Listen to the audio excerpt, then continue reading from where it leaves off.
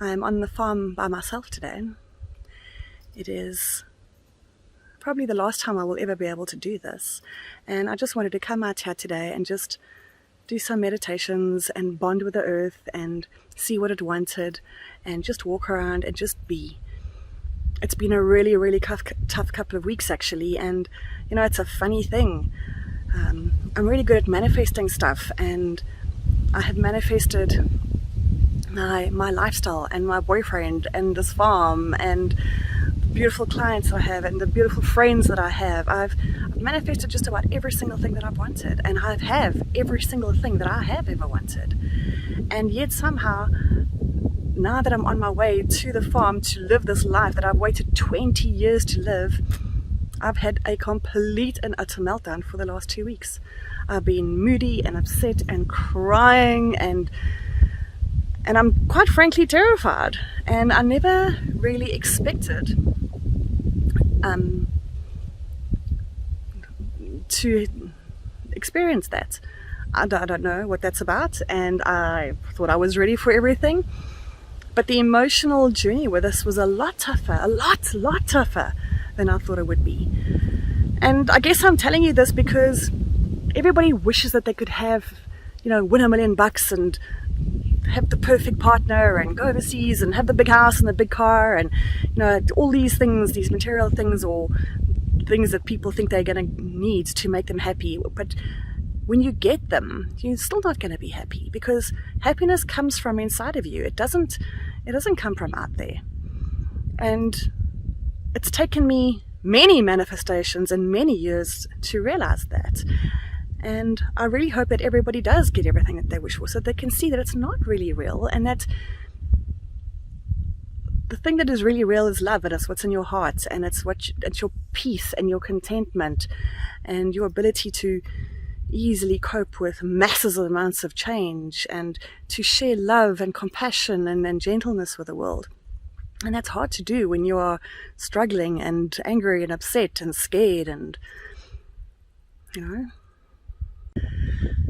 And don't for one second think that we have any idea what we are doing, because we don't really.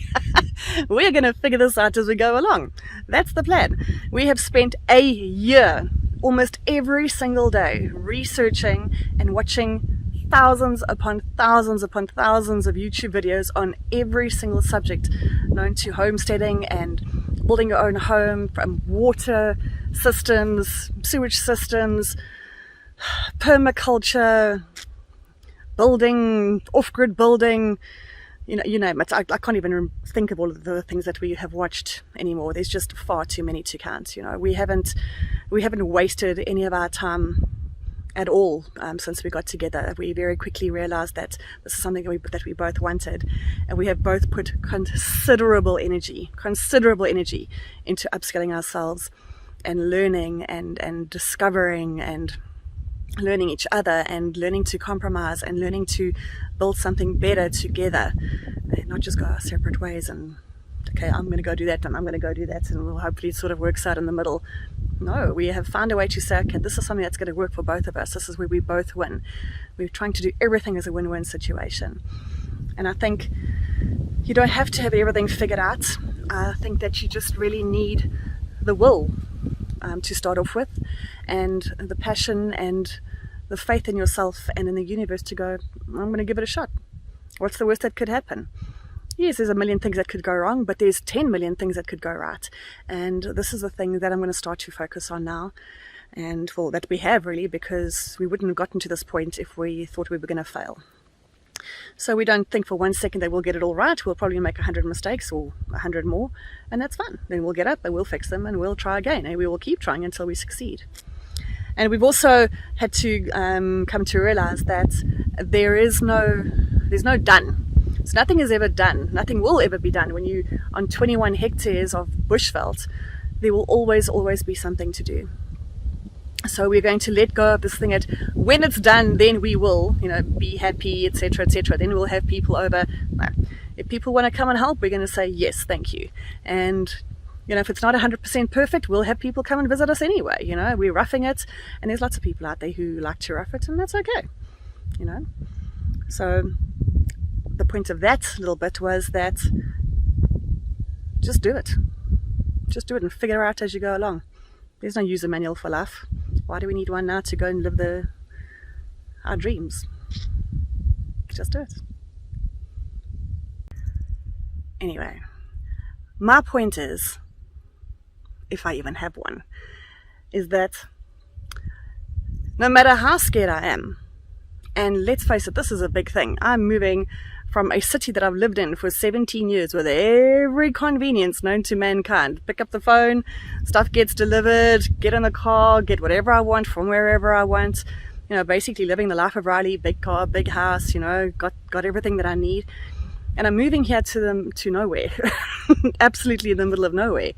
And you can see behind me there that there's nothing here. There is absolutely nothing here, which is probably the best thing about it, obviously. And you know, so moving from the city to this beautiful piece of land that is covered with trees, and the wind is blowing through them now, and I can hear the crickets and things in the background. It's an absolute dream come true, and I don't care how scared I am. I'm going to do it anyway. I'm going to make a massive success out of it. I'm going to thrive here, and Buffy and I are going to build the most beautiful home and garden for us to live in, and just be connected to things that really, really matter, because that's important, not to us, it's important to everybody. And I hope everybody can find stuff that really, really matters to them, because life is too short. If the last year has taught you anything, or taught all of us anything, is that you need to focus on the stuff that really matters. There's so much noise and rubbish and nonsense out there and crap that doesn't mean anything, and you just have to hold on to the ones that you love and do the things that you love and do the things that you dream, because you can and you should, and this is why we came here. Anyway, I hope that you will continue to follow our journey here. There's a lot to do. We will be here tomorrow to start putting in the foundations for our LBK, our little big kaya. I walked around today and tried to figure out, you know, where we're going to put fences and where we're going to put the vegetable garden and where we're going to put a container and where we're going to put this and where we're going to put that. And it was also quite an intimidating thing, because I'm walking through 21 hectares of bush completely by myself. And nobody really knows where I am apart from my boyfriend, actually. So, you know, I had to face all my fears again and go, don't be stupid. The universe has always got your back, you know.